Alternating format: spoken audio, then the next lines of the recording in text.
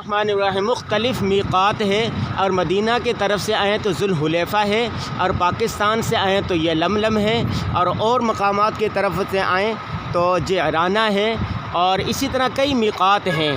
اگر ہم گزشتہ ہفتے جب ہم مدینہ کی طرف سے آئے تھے تو ہم نے ذوالحلیفہ سے احرام باندھا تھا، اور اب چونکہ پرسوں ہماری واپسی ہے 2-3 دن کے بعد، اور پھر ہم نے دوبارہ عمرہ کرنا ہے تو ہم مسجد عائشہ آئے۔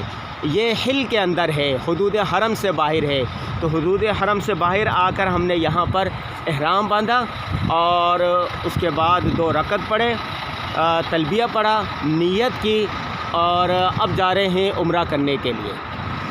اللہ تبارک و تعالیٰ اس عمرے کو قبول فرمائے، اس عبادت کو قبول فرمائے، سب کہتے ہیں آمین یا رب العالمین۔ یہ مسجد عائشہ کے باہر کے مناظر آپ دیکھ رہے ہیں۔ الرحمن الرحیم، یہ جو آپ کو نظر آ رہی ہے یہ مسجد عائشہ ہے۔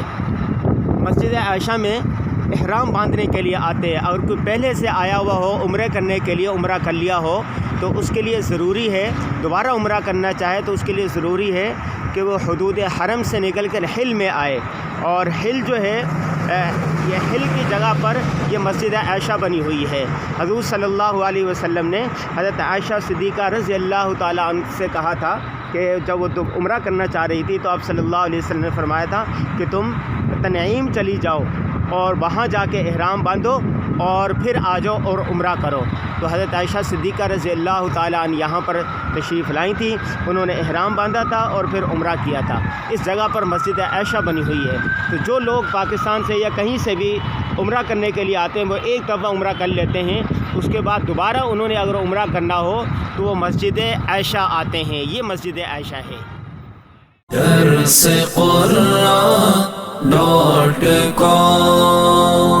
www.درسقرآن.com